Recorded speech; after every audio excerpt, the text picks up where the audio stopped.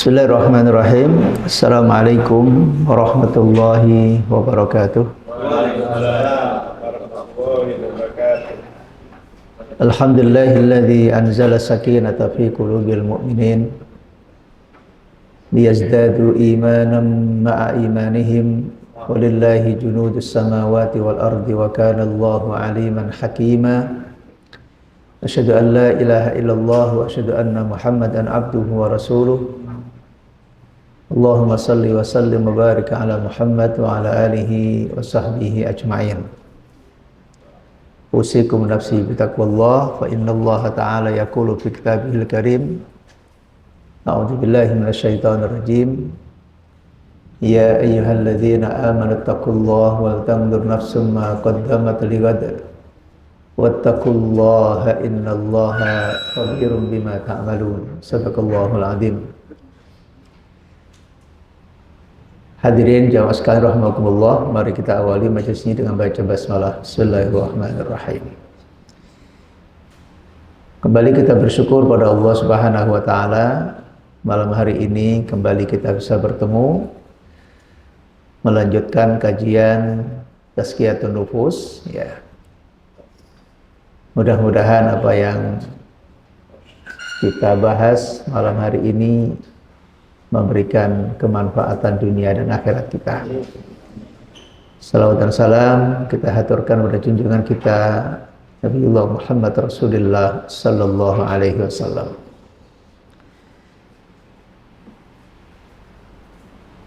Ini musim hujan ya. Nah, ini ibu-ibunya nggak ada. Oh, ada juga ada muncul. Bapak Ibu yang kami hormati, kita akan melanjutkan kajian Tazkiyatun Nufus ini dengan judul Ahwalun Nafsi wa Muhasabatuha ya. Ini bab yang akan kita bahas tentang nafsu ya. Dan bagaimana Al-Quran dan Sunnah Nabi Sallallahu Alaihi Wasallam menjelaskan hal-hal yang terkait dengan nafsu. Sebenarnya tema-tema seperti ini cukup relevan dengan kehidupan yang hari-hari ini semakin jauh dari nilai-nilai kebenaran ya. Peradaban yang berkembang saat ini, banyak pihak mengatakan peradaban yang dibangun di atas pondasi-pondasi yang sifatnya materialistik. Ya. Obrolan kita, omongan kita, pergaulan di sekitar kita, pemahaman tentang kesuksesan dan sebagainya, seringkali indikator-indikatornya juga indikator-indikator yang sifatnya fisik, materi, bukan nilai ya. Orang hebat sering diukur dengan posisinya, dengan hartanya, dengan jabatannya ya. Terserah kemudian jabatan disalahgunakan itu soal nomor sekian, tapi orang dikatakan sukses, terpandang, dihargai itu kalau dia punya indikator-indikator materi ya. Ganteng orangnya, cantik orangnya, kaya orangnya ya. Jabatannya punya, pengaruhnya punya, dan sebagainya. Jika pemahaman kita hanya terkungkung dengan pendekatan itu, tentu ini berbahaya ya. Karena itu agama datang untuk memberikan keseimbangan ya. Bahkan juga meluruskan pandangan-pandangan yang salah, keyakinan-keyakinan yang salah ya. Bahkan agama juga mengajarkan kembali kepada kita, menjelaskan kepada kita tabiat-tabiat kehidupan ini dari pemiliknya. Allah Subhanahu wa taala yang menciptakan kehidupan ini, Allah pula yang paling tahu tentang ciptaannya.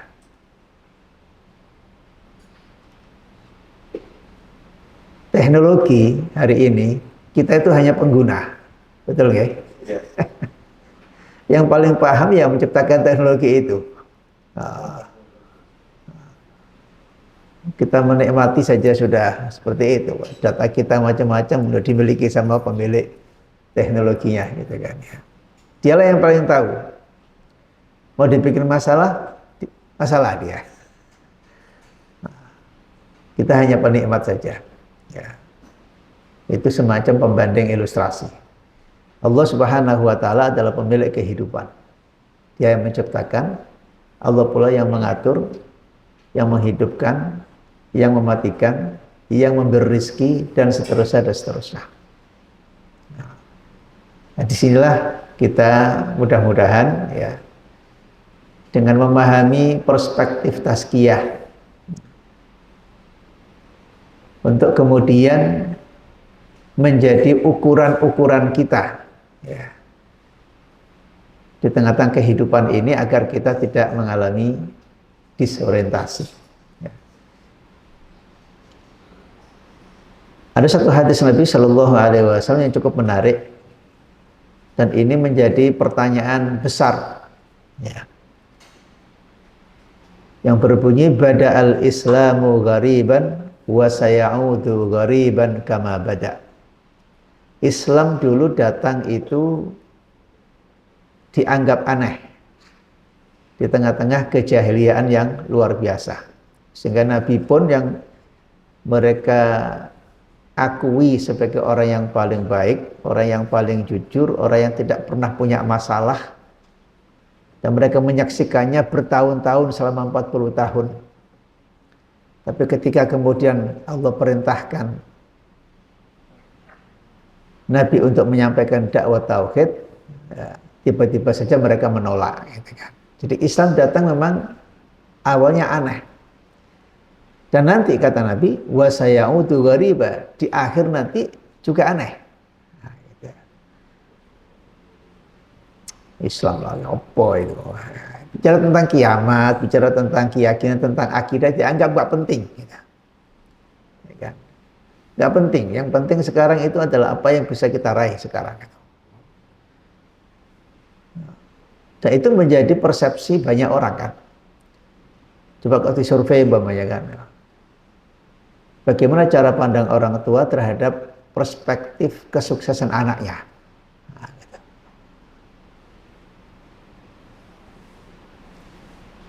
Saya bisa meyakini itu karena faktanya dalam pertemuan ini beberapa kali kita sampaikan dulu survei, penelitian, riset tentang umat Islam yang paham Quran sangat sedikit.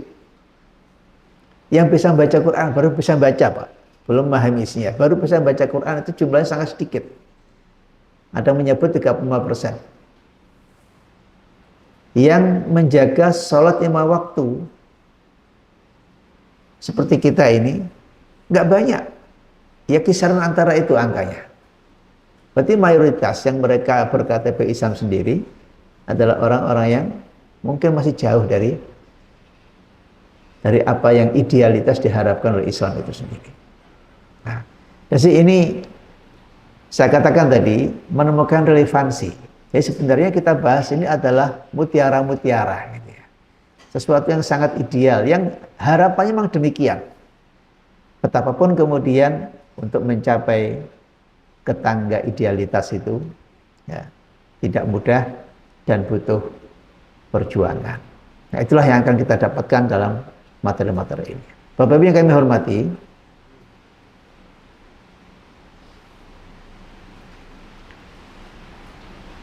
di pengantar buku ini, ittafaqas salikuna ilallahi ala ikhtilafi turukihim wa tabayuni sulukihim ala anna nafsa qati'atun bainal qalbi wa bainal wusul ila rabbi wa annahu la yadkhulu alaihi subhanahu wa la yusilu ilaihi illa ba'da imatatiha wa tarkiha bi mukhalafatiha wa dhafru biha. Singkatnya di pengantar ini adalah hampir sepakat. Semua para ulama-ulama termasuk mereka-mereka yang menekuni kajian tentang suluk, tentang kepribadian, tentang jiwa, bahwa sebenarnya ada satu penghalang antara kita dengan Allah Subhanahu wa Ta'ala, yang itu namanya nafsu. Kita ini inna lillahi wa inna ilaihi raji'un. Kita ini hamba Allah. Kita diminta beribadah kepada Allah Subhanahu wa Ta'ala. Tapi ada satu yang kata para ulama, ada penghalang antara kita dengan Allah Subhanahu wa Ta'ala. Kalau penghalang ini tidak diselesaikan,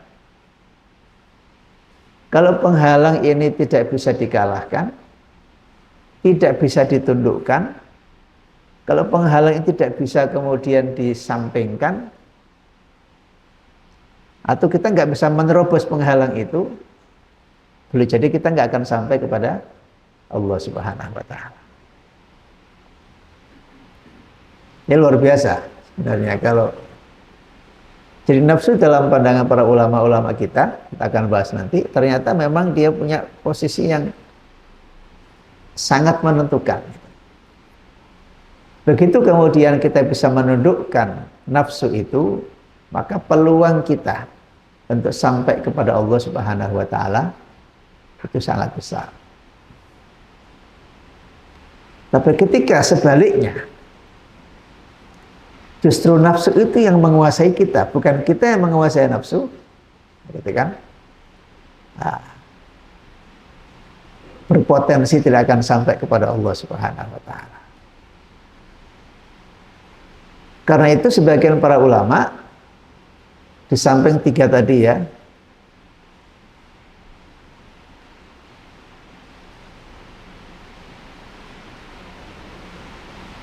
dua ini, an-nafsu al-mutmainnah dan nafsu al-lawwamah, itu termasuk nafsu yang positif.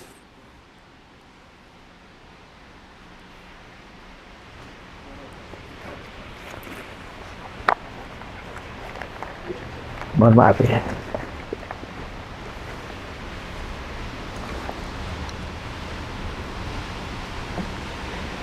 Jadi an-nafsu al-lawwamah dan nafsu al-mutmainnah itu tergolong nafsu yang positif.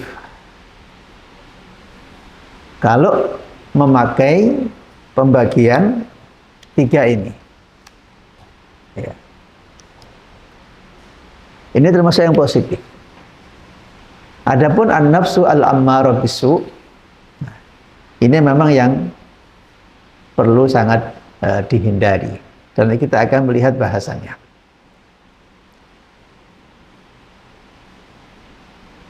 Karena itu dikatakan fa innan nasa ala qismain, manusia itu bisa dilihat dari 2 sisi. Qismun dhafarat bihi nafsuhu fa malakathu wa ahlakathu. Yaitu tipe pertama, tipe manusia yang dikuasai oleh nafsu.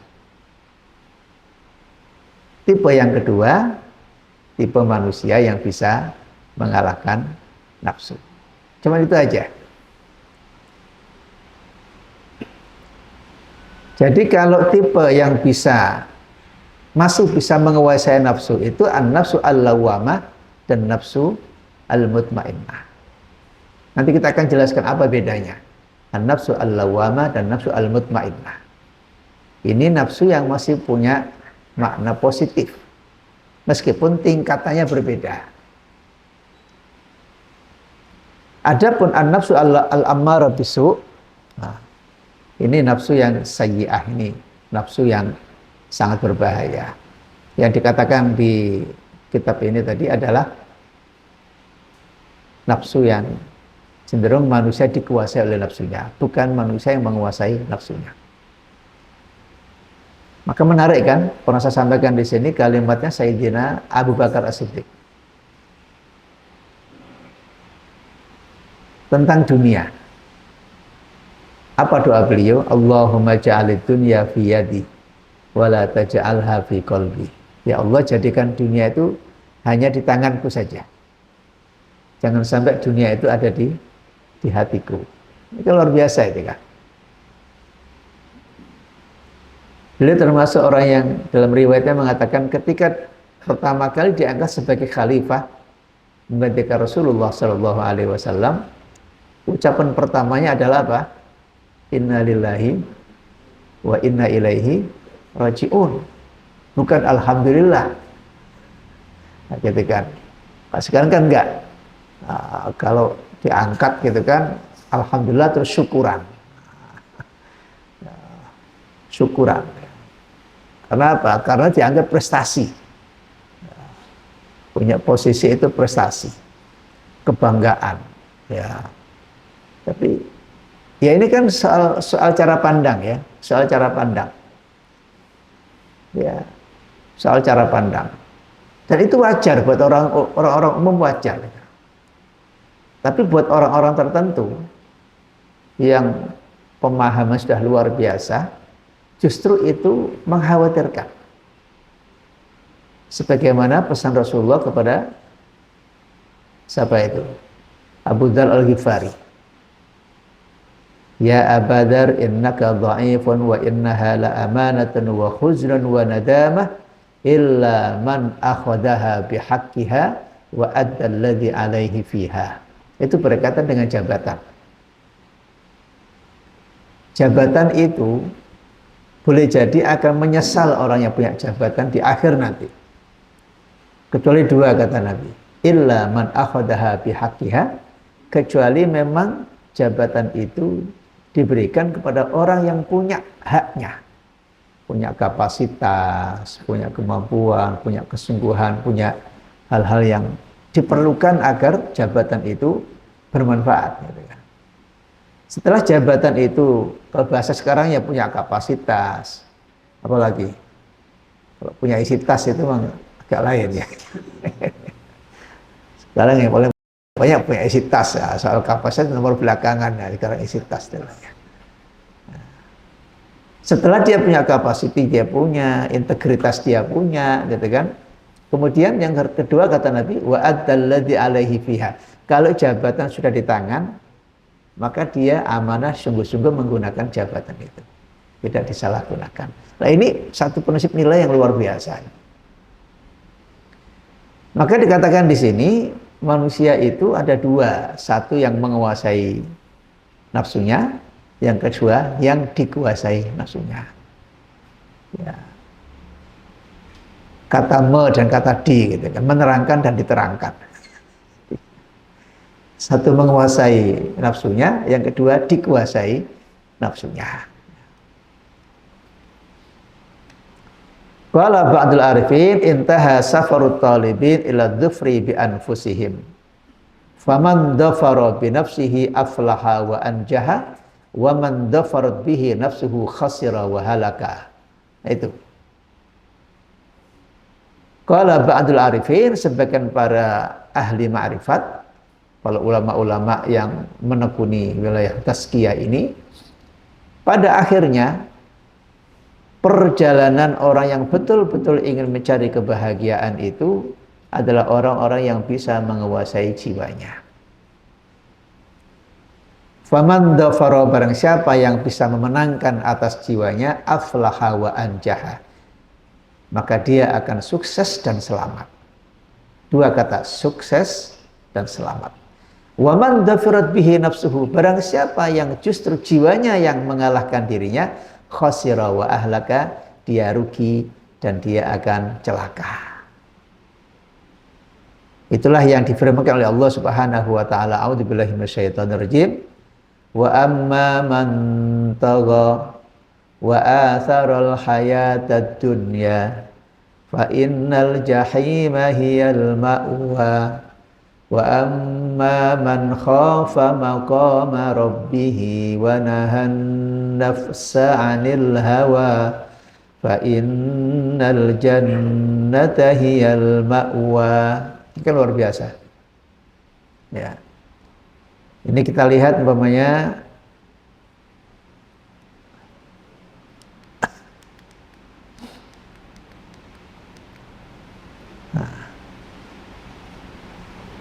wa amma man tagha.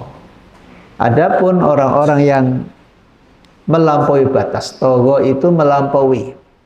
sukanya melanggar. Dalam lampu merah serobot. Itu kan. Itu ada polisi di depan itu. Ada CCTV sekarang, rekamannya itu nanti. Yang lampu merah serobot melanggar itu. Lampu kuning hati-hati kan begitu.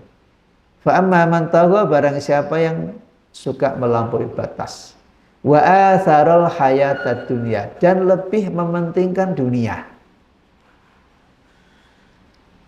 Pikirannya, perasaan hatinya, itu kalau kehilangan dunia itu rasanya sudah kayak kehilangan surga gitu. Ini faktanya begitu. Dan Al-Quran mengajarkan demikian. Apa kata Allah di gambar fa innal jahima hiyal ma'wa, tempatnya neraka. Neraka itu tempatnya orang yang suka melanggar. Tentu melanggar hukum-hukum Allah. Menganggap tidak penting syariat, menganggap tidak penting akidah, menganggap tidak penting akhlak. Akidah dilanggar, syariat dilanggar, akhlak dilanggar. Sudah. Itu tagha. Ini an-nafsu al-ammarah bisu'. Wa asarul hayatad dunya, habis hidupnya itu untuk kepentingan dunia. Akan nggak kenal halal, nggak kenal haram. Yang penting tujuan tercapai. Ini repot ini. Kalau mengenal model begini repot itu. Aturan itu dilihat celah-celahnya. Nah, semangatnya bukan kemudian untuk mengikuti aturan, enggak, tapi apa sih celah-celahnya, yang karat-karat yang mana sih? Gitu ya. Karatnya molor apa enggak gitu. Dicari kira celahnya itu. Karena apa? Memang pikirannya, perasaan sudah pokoknya dunia. Karena apa? Yahsabu annama lahu akhlada. Ya. Kalau model begini, fa innal jahima hiyal ma'wa, maka neraka jahanam itu tempatnya. Adapun yang kedua, wa amma man khafa maqama rabbih, minimal lawama nafsunya itu. Wa amma man khafa, adapun orang yang takut maqama rabbih, tentang posisi Tuhannya. Dia mengagungkan Allah. Dia memahami hak-haknya Allah. Dia memahami kewajibannya kepada Allah. Itu termasuk sini. Wa amma man khafa maqama rabbih. Nah, kemudian wa nahan nafsa 'anil hawa. Dia menahan nafsunya itu. Wa naha an nafsa 'anil hawa. Untuk tidak melakukan apa yang dibisikkan oleh nafsunya. Allah mengatakan fa innal jannata hiyal ma'wa. Maka surgalah tempatnya. Dua-dua ini aja. Jadi penting di sini kita masuk kategori yang mana, kan di situ. Tapi insya Allah kita yang seperti ini akan masuk kategori minimal adalah an-nafsu al-lawamah. Untuk mencapai an-nafsu al-mutmainnah dibutuhkan perjuangan yang lebih keras lagi. Lebih kuat lagi. Perlu mujahadah yang lebih lagi. Perlu kesungguhan yang lebih lagi. Lahir batin, akidahnya, syariahnya, akhlaknya, jiwanya. Ini betul-betul harus. Karena itu para ulama itu ada yang membagi tahapan-tahapan, tingkatan-tingkatan nafsu itu, ada yang menyebutkan 5. Ada yang menyebutkan sampai 12. Gitu. Tergantung, ya memang semuanya ada dalilnya. Mendapatkan iktibar dari dalilnya. Umpamanya tentang ayat surat As-Samad fa'alhamaha wa nafsi wa ma sawwaha. Ada pula wa nafsi wa ma sawwaha. Maka disebut juga ada nafsu al-musawiyah. Kalimat sawwaha. Kemudian ada lagi fa'alhamaha. Maka Allah mengilhamkan kepada nafsu. Ada menyebut kemudian an-nafsu al-mulhamah. Memang macam-macam ya. Tapi umumnya para ulama termasuk kitab ini ya menyebutkan 3 ini. Ya. Ya. Meskipun rinciannya mungkin bisa ada perbedaan pendapat. Kemudian wan nafsu tad'u ila tughyan. Nafsu itu al-ammarah bisu' di sini ya. Itu mengajak kepada tughyan. pada pelanggaran, kemaksiatan, dosa. Wa isarul hayatid dunya tadi itu. Dan mengajak kepada dunia. Sementara Allah Subhanahu wa taala mengajak hambanya kepada kebaikan dan keselamatan. Hadirin rahimakumullah.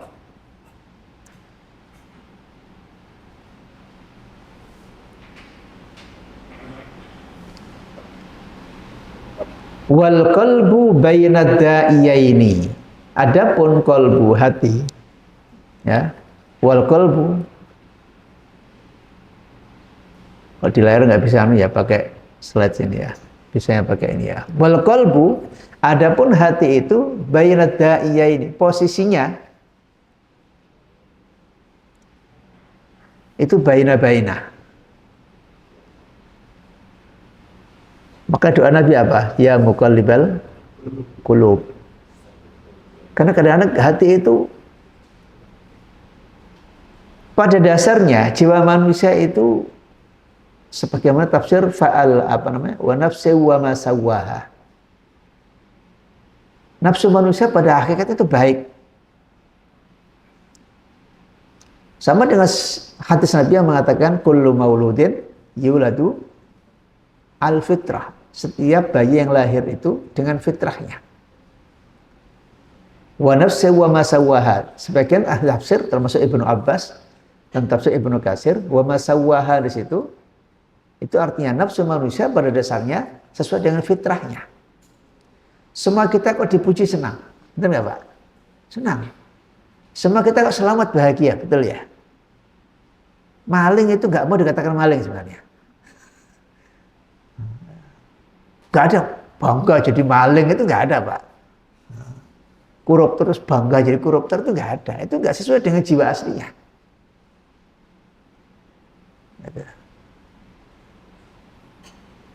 Begitu, Bang. Namun kemudian setanlah. Nah, nanti kita akan pada penjelasan tentang an-nafsu al-ammarah bisu. Ya, nafsu yang baik, yang pada dasarnya baik, pada dasarnya itu kemudian sesuai dengan fitrahnya. Tapi kemudian kita pahamkan bahwa ada makhluk di luar sana yang dia telah berikrar di hadapan Allah Subhanahu wa taala untuk menggoda manusia sepanjang waktu. Tidak tidur dia.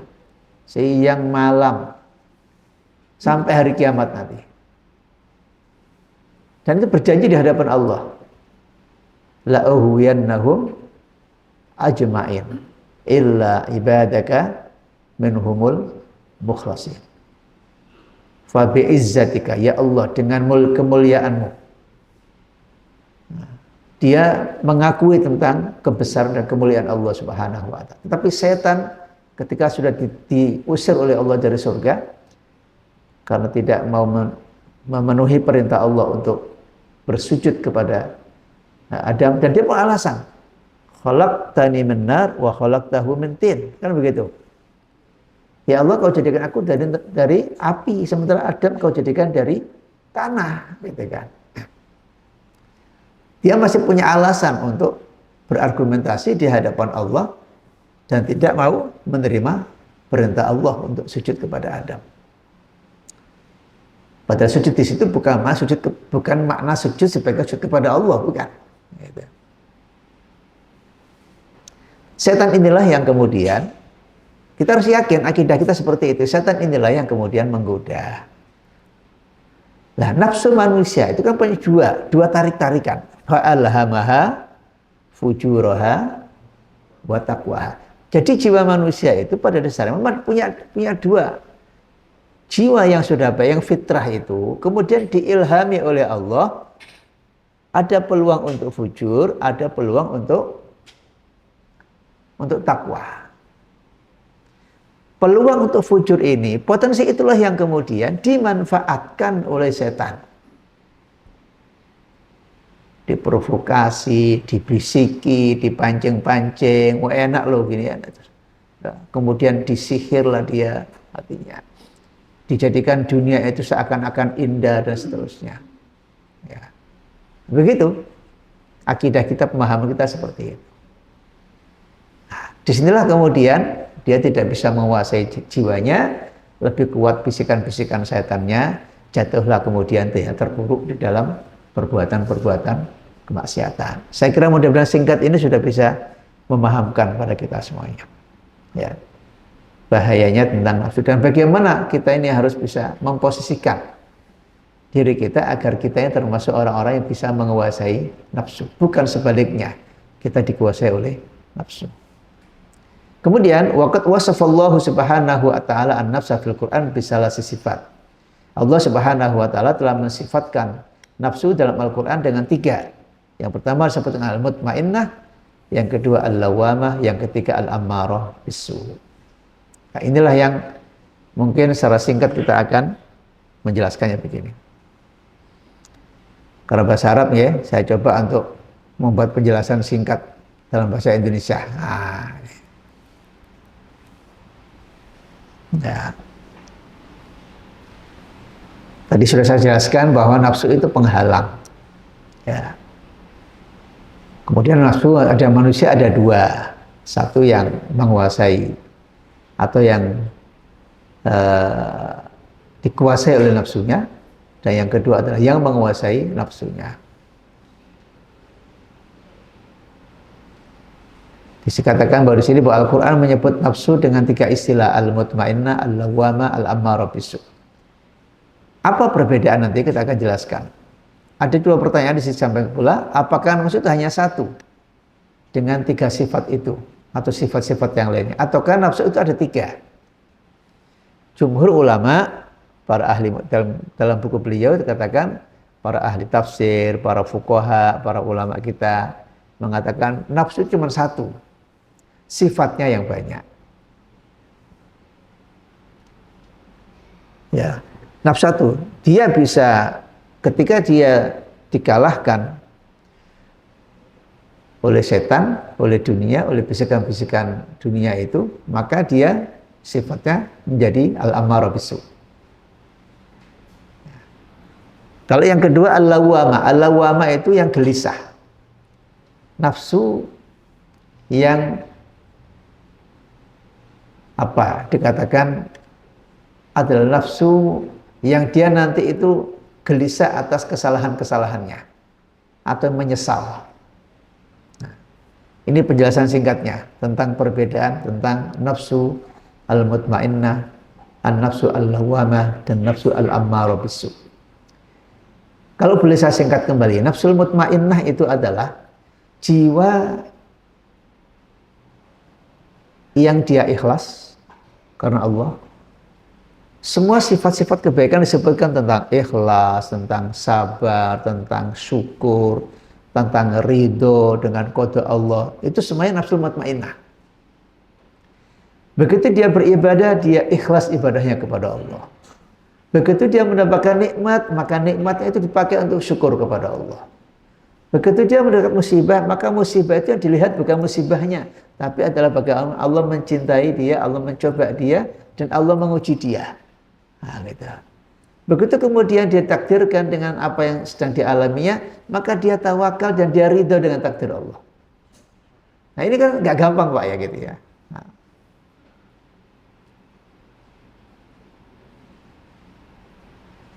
Imam Ghazali ketika ditanya atau mendefinisikan tentang akhlak, apa itu akhlak? Akhlak itu, kata beliau, adalah sesuatu yang munculnya itu responnya terhadap sesuatu itu tanpa melalui proses pikir dulu. Nah, akhlak itu adalah apa yang lahir dari dirinya, spontanitas sikapnya. Kalau spontannya itu baik, maka disebut dengan akhlak mahmudah. Kalau spontanitasnya itu buruk, maka disebut dengan akhlak madmumah. Nanti ada tingkatan-tingkatannya. Kita ini pas kita mendapatkan syukur langsung, nikmat langsung, alhamdulillah. Itu berarti kita terbiasa sudah. Karena apa? Akhlak itu betul dilatih. Semua ahli pendidikan mengatakan bahwa salah satu metode pendidikan yang terbaik itu adalah metode pembiasaan dan pengulangan. Kita nggak akan bisa menikmati sholat kalau nggak kita ulang-ulang terus. Terbiasakan kita. Ya kan? Dibiasakan jujur, dibiasakan taat, dibiasakan disiplin, dibiasakan menutup aurat, dibiasakan untuk berinfak. Butuh kebiasaan.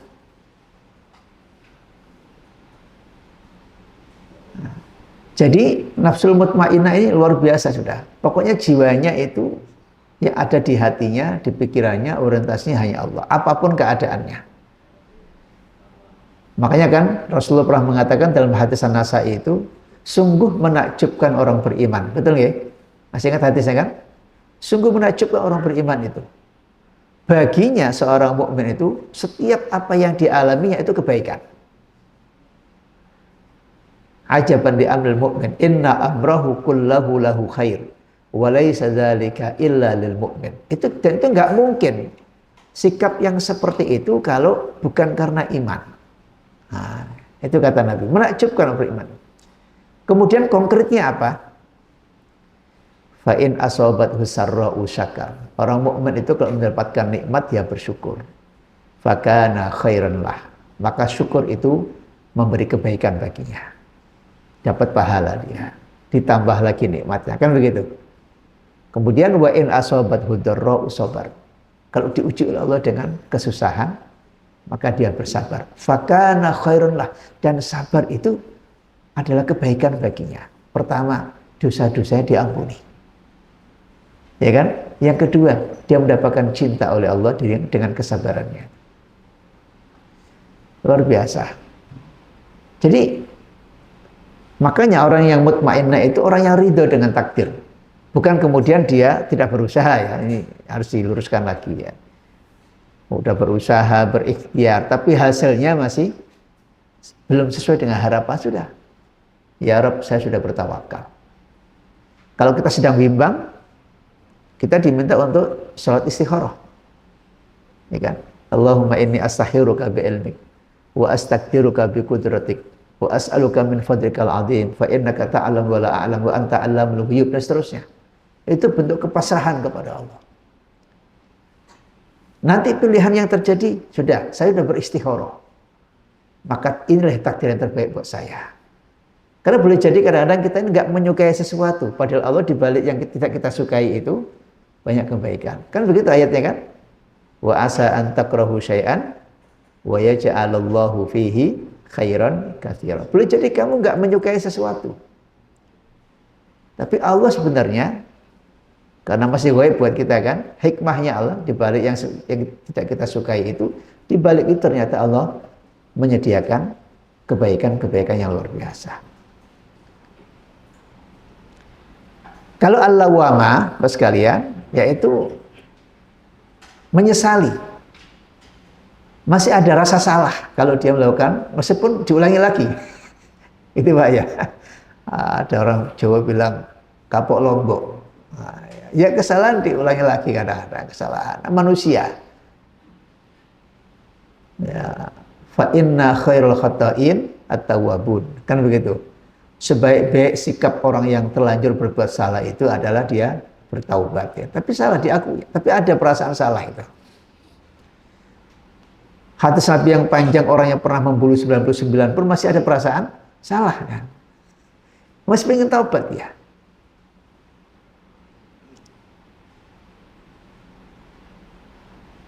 Qul ya ibadiyalladzina asrafu ala anfusihim la taqnatu mir rahmatillah. Katakan kepada orang-orang yang telah melakukan sebuah kesalahan-kesalahan dan dosa, jangan kalian pesimis untuk mendapatkan rahmat Allah. Tetap itu. Orang bertakwa itu bukan orang yang nggak pernah berbuat salah. Tapi orang bertakwa itu orang yang ketika berbuat salah, segera dia bertaubat. Surat Al-Imran ya. Alladzina idza fa'alu fahishatan aw dzalamu anfusahum dzakarullaha fastaghfaru lidzunubihim wa may yaghfiru dzunuba illallah wa lam yusirru ala anfusihim, dan seterusnya.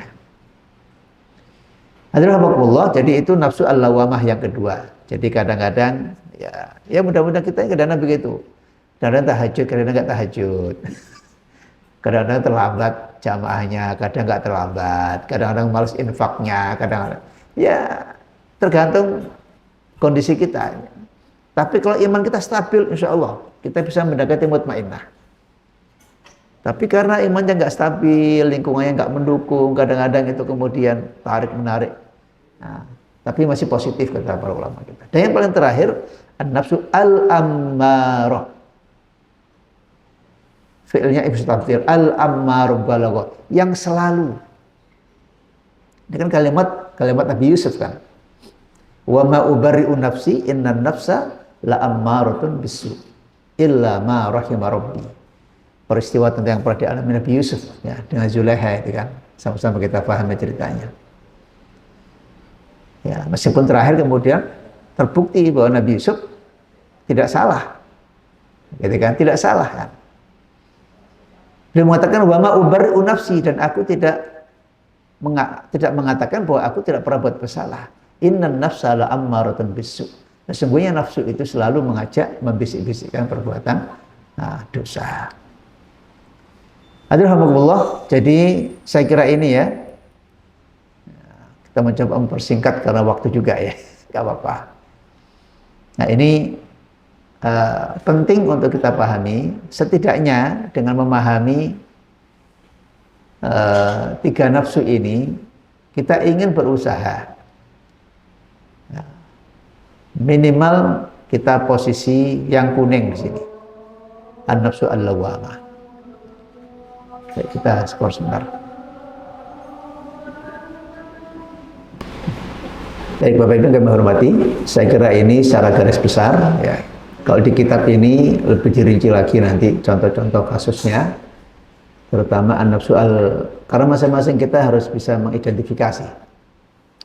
Setidaknya sudah kita pahami garis besarnya, kemudian kita nanti indikator-indikator rincinya di kitab ini dijelaskan sebenarnya, ya, contoh-contoh konkretnya. Insya Allah itu bisa kita jadikan satu referensi lah. Sampai di sini ada pertanyaan? 1, 2, oke, monggo. Jika seseorang itu nafsunya dikendalikan, apakah ada semangat untuk itu? Baik, luar biasa bertanya, betul. Nah, Islam tidak mengajarkan kita untuk membunuh, nggak mungkin. Kan ada agama samping kita, yang dan fakta itu menyalahi fitrah. Kisah tentang 3 orang yang ingin seperti Nabi, melihat Nabi dengan segala performanya itu luar biasa, sampai mengatakan yang satu tidak akan tidur, bangun terus, yang satu akan puasa terus, yang satu tidak akan menikahi perempuan. Tapi dilarang sama Nabi. Dan itu menjadi asbab wurudnya hadis faman raghiba an sunnati falaysa minni. Fa inni asum wa akul. Aku juga makan, aku juga puasa. Aku juga bangun, aku juga tidur, dan aku juga menikahi perempuan. Faman raghiba an sunnati falaysa minni. Jadi kalau dalam konteks yang benar, maka insya Allah tidak. Orang yang menguasai jiwanya itu, orang nafsunya, bukan berarti kemudian dia nggak punya kepentingan dunia, enggak. Tapi dunia dikatakan apa? Walal akhiratu khairun laka minad dunya. Atau wabtaghi fi ma atakallahu darul akhirah wala tansa. Dunia itu dikatakan wala tansa. Wala tansa nasibaka minad dunya. Kalau pemahaman yang benar insya Allah tidak. Wallahu a'lam. Oke, monggo. Satu lagi. Monggo. Apakah ada hubungannya antara jati diri seorang manusia dengan nafsu yang mereka miliki? Misalnya kalau dia tanya baik, berarti dia manusia yang tidak baik. Saya kurang paham ya pertanyaannya. Jadi gimana kira-kira? Apakah?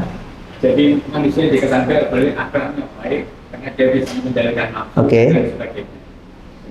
Ada hubungannya. Ya. Atau gini, pertama Islam mengatakan orang Muslim itu pasti baik, ya, meskipun imannya beda-beda tingkatnya. Tapi orang yang tidak Muslim, non Muslim, itu pasti nggak baik di hadapan Allah Subhanahu Wa Taala. Ya, itu kaitan dengan hubungan kita dengan Allah Subhanahu Wa Taala. Nah, Allah mengatakan al-mu'minul qawiyyu khairun wa ahabbu ilallahi minal mu'minid dha'if. Seorang mukmin yang kuat itu lebih baik dan lebih dicintai oleh Allah daripada mukmin yang lemah. Wa fi kullin khair, kata Nabi. Dan setiap mukmin itu baik yang kuat maupun yang lemah adalah baik. Itu kaidah kita. Nah, persoalannya kemudian adalah tingkat kemampuan kita untuk terganggu ya. Tingkat kemampuan kita untuk mengendalikan nafsu. Disinilah fungsi agama. Kita punya akal. Akal hanya mengatakan ini baik, ini tidak baik, ini benar, ini tidak benar, gitu kan? Tapi pengambil keputusan tetap adalah hati. Gitu. Maka disinilah kemudian nanti kita akan sampai pada satu